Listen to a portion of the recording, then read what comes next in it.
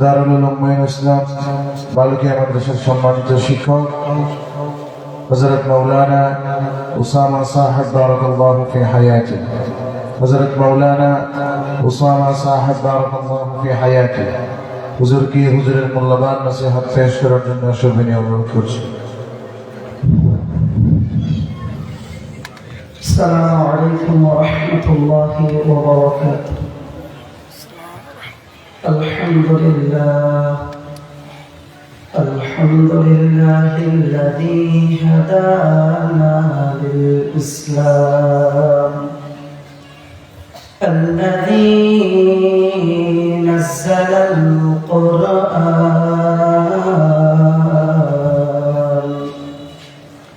هدى للناس وبينات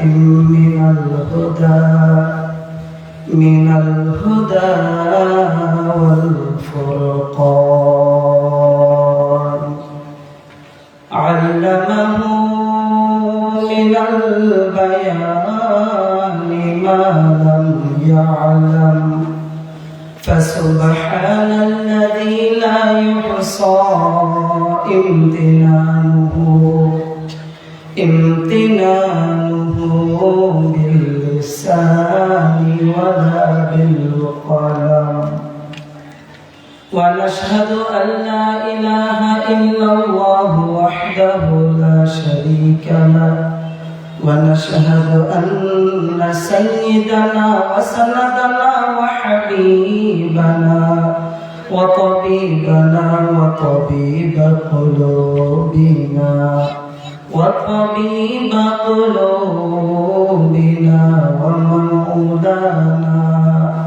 ومولانا محمدا عبده ورسوله أما بعد فأعوذ بالله من الشيطان الرجيم بسم الله الرحمن الرحيم لقد كان لكم في رسول الله أسوة حسنة صدق الله مولانا العظيم وصدق رسوله النبي الكريم ونحن على ذلك من الشاهدين والشاكرين والحمد لله رب العالمين. كيف حالي يا إلهي ليس لي خير العمل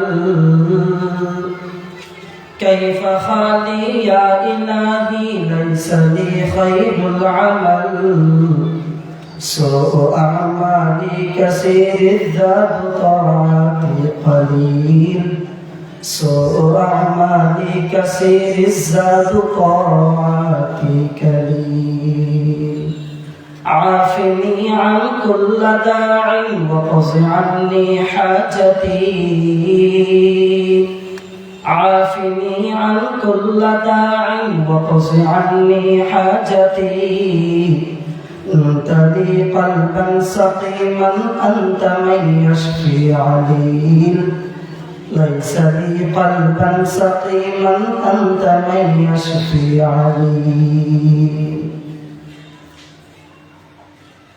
সৌন্দর্য লীলাভূমি সাগর কন্যা পর্যটক নগরী কক্সবাজারের প্রাণকেন্দ্রে বাংলাদেশের সর্বোচ্চ ঐতিহ্যবাহী সীমান্ত নগরী টেকনাফ থানাধীন হিলা ইউনিয়নস্থ বাংলাদেশের প্রাচীনতম ঐতিহাসিক ঐতিহ্যবাহী বড় বড় মাদ্রাসা সমূহ একটি আমাদের আল জামিয়াতুল ইসলামিয়া দারুস সুন্নাহ হিলা মাদ্রাসার আজ ৯৮তম বার্ষিক সভা আসরের নামাজের পূর্বে অত্র অধিবেশনের সম্মানিত সভাপতি chief guest here is present দূর দূরান্ত থেকে আগত আল্লাহ পাকের আশিকিন জাকিরিন শাকিরিন মুরব্বিন মুহিব্বিন ও মুরব্বী আমির রিজওয়ান এবং জাতির মাতার মুকুট জাতি গড়ার কারিগর ওয়ারাসাতুল আম্বিয়া হযরত উলামায়ে কিরাম, আমরা সকলেই আজকের এই মহতী মাহফিলে উপস্থিত হতে পেরে রব্বুল আলামিনের দরবারে লাখ কোটি শুকরিয়া জ্ঞাপনার্থে অন্তরের অন্তঃস্থল থেকে হৃদয়ের অন্তর্গহীন থেকে একবার কালিমাতুশ শুকর আদায় করি আলহামদুলিল্লাহ। লক্ষ কোটি দরুদ ও সালাম প্রেরণ করছি মানবতার কান্ডারি সরদার দু আলম রহমতে আলম হাবিবে কিবরিয়া আশরাফুল আম্বিয়া মদিনাহ কা তাজদার সরদার দু আলম আহমদ মুজতবা মুহাম্মদ মুস্তাফা সাল্লাল্লাহু আলাইহি ওয়াসাল্লামের উপর। মানব জীবনের মধ্যে সবচেয়ে গুরুত্বপূর্ণ সময় হচ্ছে যৌবনকাল। এই যৌবনকাল যেমনই একটা গুরুত্বপূর্ণ সময়, ঠিক তেমনি যতটা গুরুত্বপূর্ণ ততটা কিন্তু ঝুঁকিপূর্ণও বটে। তাই এই ঝুঁকিপূর্ণ সময় আমরা কিভাবে এটা অতিবাহিত করব, এই যৌবনকাল কিভাবে আমরা কাটাবো, পৃথিবীর ভূপৃষ্ঠে আমরা যতদিন পদচরণ করব ততদিন আমরা কি মেনে চললে আমাদের কামিয়াব, কি মেনে চললে আমাদের পুঁজিটা আমাদের জন্য অব্যাহত থাকবে, সেটাই একমাত্র নবীজির মধ্যে আমার আল্লাহ রাব্বুল আলামিন দিয়ে দিয়েছেন। আমার আল্লাহ পাক আমার রাসূল সাল্লাল্লাহু আলাইহি ওয়াসাল্লামকে এমন কিছু গুণে গুণান্বিত করেছেন, যেই গুণগুলা যদি আমরা অনুসরণ করি, রাসূলের আদর্শ মানব জীবনের জন্য পূর্ণাঙ্গরূপে আদর্শ, সেই আদর্শগুলা যদি কোনো একজন মানুষ তার পারিবারিক জীবনের মধ্যে লালন করতে পারে, তার পরিবার হবে জান্নাতি পরিবার, তার সংসার হবে জান্নাতি সুখময় সংসার। আবার আমার সেই নবীজির আদর্শগুলো যদি আমরা আমাদের ব্যবসায়িক জীবনের মধ্যে আমরা অবলম্বন করতে পারি, আমাদের ব্যবসা হবে সুদমুক্ত হালাল ব্যবসা। ঠিক তেমনি ভাবে নবীজির আদর্শগুলো যদি আমরা প্রতিষ্ঠানের মধ্যে আমরা ঢুকাইয়া দিতে পারি, এগুলো যদি আমল করতে পারি, তাহলে আমাদের প্রতিষ্ঠান হবে ইলমে নববীর পূর্ণাঙ্গ পরিপূর্ণ রূপে আদর্শবান প্রতিষ্ঠান। এই জন্য রাসূল পাক সাল্লাল্লাহু আলাইহি ওয়াসাল্লামের সব গুণগুলা আমাদের জন্য আদর্শ। এদিকে লক্ষ্য করে তো আল্লাহ রাব্বুল আলামিন আমার পঠিত আয়াতে বলেছেন, আল্লাহ রাব্বুল আলামিন বলেন, ওয়ালাকাদ কাররামনা বানি আদম। আল্লাহ রাব্বুল আলামিন বলেন, আমি বনি আদমকে সম্মানিত করেছি। আমার বনি আদম সম্মানিত। এই আদম জাতি কেমনে সম্মানিত হবে? এদিকে লক্ষ্য করে আমার আল্লাহ বলেন, ওয়ালাকাদ কানা লাকুম ফি রাসূলিল্লাহি উসওয়াতুন হাসানা।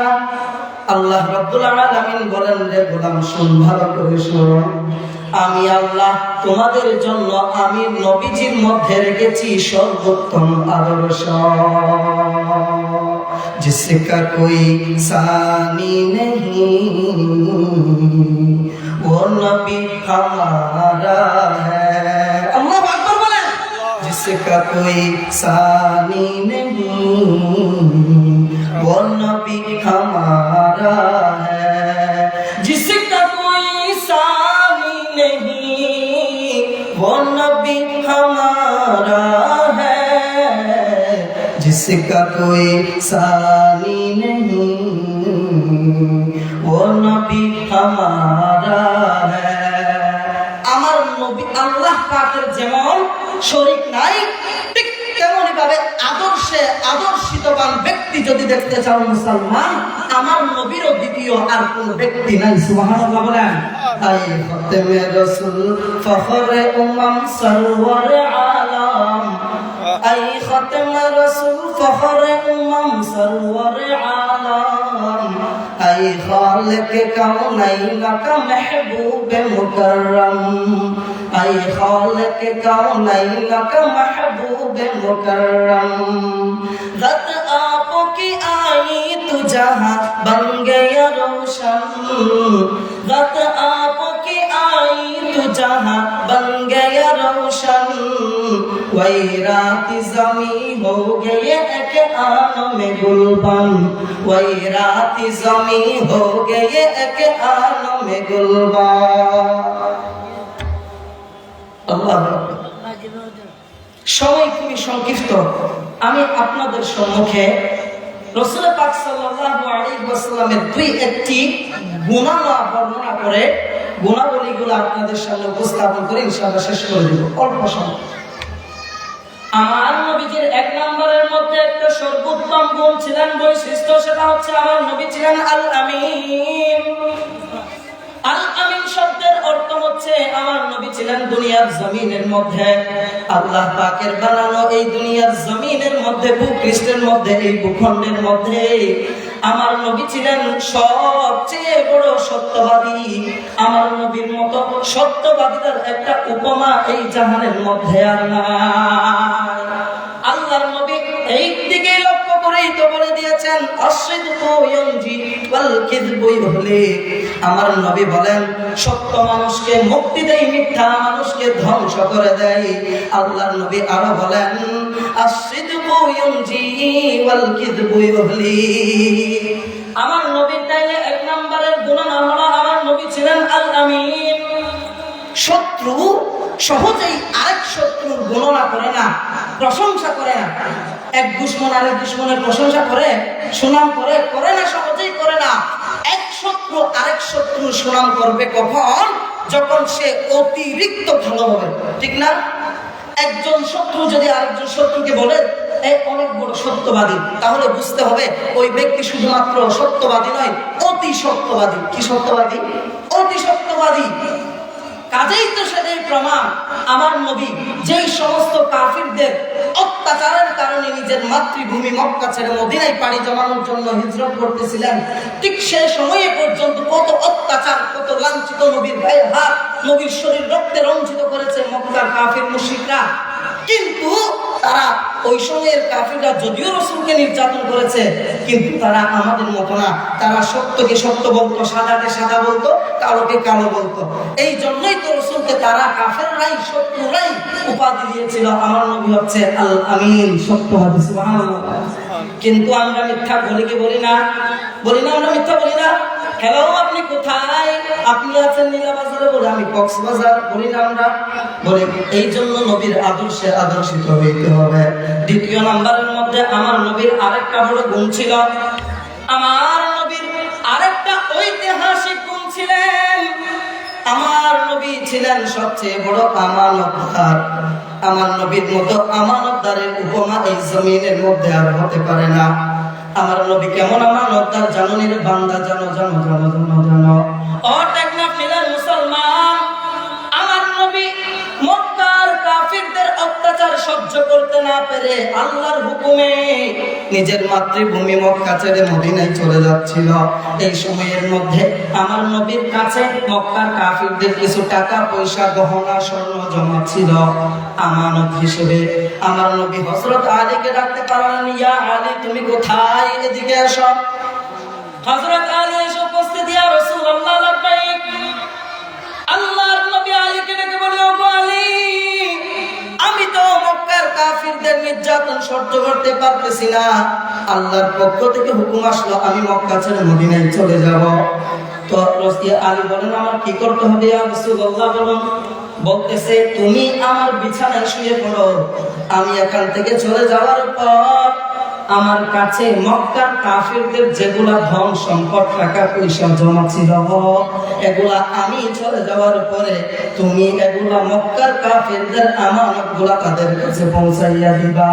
সুবহানাল্লাহ বলবেন না উলফত মে তেরে ওয়াইসনে দন্দান কো তুড়া उल्फत में तेरे वैसन दंदान को तोड़ा वो बकर उमर ने तेरी सोहबत को न छोड़ा वो बकर उमर ने तेरी सोहबत को न छोड़ा तारीफ करो क्या तेरी आई रहमत आलम तारीफ करो क्या तेरी आई रहमत आलम तू सबसे कसम बाद खुदा अफजल अरहम तू सबसे कसम बाद खुदा अफजल अरहम सुबहानाल्लाह বলেন।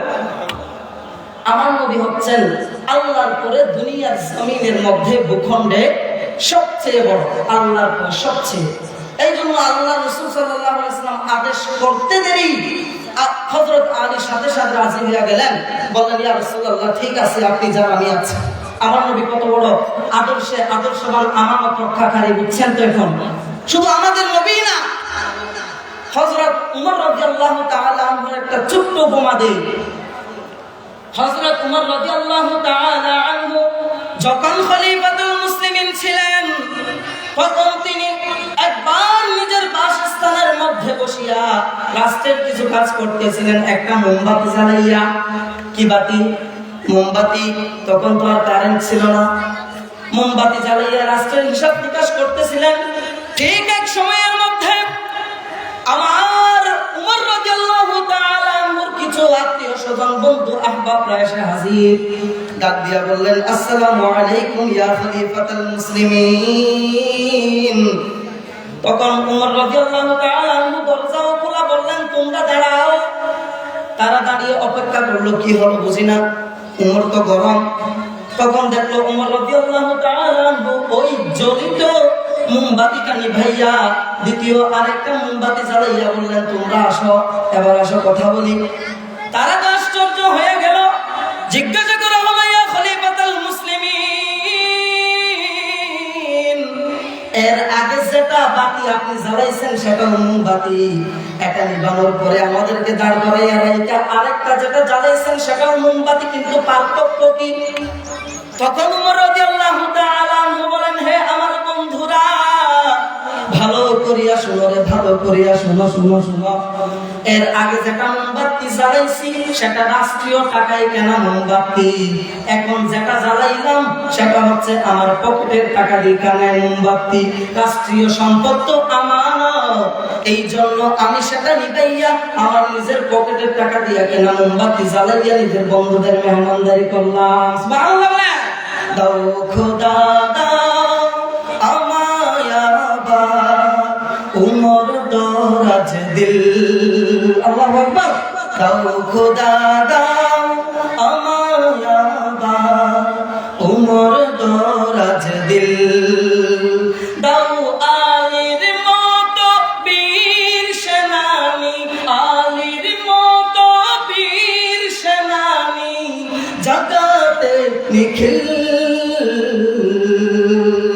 দাও খোদা দাও আমার আবার উমর দরাজ দিল। আল্লাহুম্মা আমিন বলেন। অনেক সময় হতে আজানের টাইম হয়ে গেছে না, কতক্ষণ আছে? যাই হোক, মূল মেসেজ এটাই। আমি আপনাদেরকে কয়েকটি রাসূল পাক সাল্লাল্লাহু আলাইহি ওয়াসাল্লামের গুণান বলি বললাম। এই গুণগুলার সবচেয়ে ইতি একটা আলোচনাতে ইতিটা নেই, ইনশাআল্লাহ এক্ষুনি শেষ করে দিব, আর 2 মিনিট থেকে বেশি। কাজেই প্রমাণ হলো নববীর আদর্শ কেমন কেমন কেমন। আরেকটা কথা আমরা লক্ষ্য করলে দেখি, আমার নবীর আদর্শ হচ্ছে মুসলমানদেরকে মারা নয়, মুসলমানদেরকে বুকে টেনে নেওয়া। ঠিক কিনা বলেন? ঠিক কিনা? এই জন্যই রাসূল পাক সাল্লাল্লাহু আলাইহি ওয়াসাল্লাম বলেছেন সিবাবুল মুসলিমি ফুসুক ওয়া কিতালুহু কুফর। মুসলমানকে গালি দেওয়া হচ্ছে ফাসিক। ফাসিক করলে কি হয়? ইবাদত কবুল হয় না। আর মুসলমানকে মারা হত্যা করা হচ্ছে কুফরি, কাফের। নাউজুবিল্লাহ বলবেন না? কিন্তু বর্তমান সমাজে দেখা যাচ্ছে আমার টঙ্গীর মাঠ রক্তে রঞ্জিত হচ্ছে মুসলমান।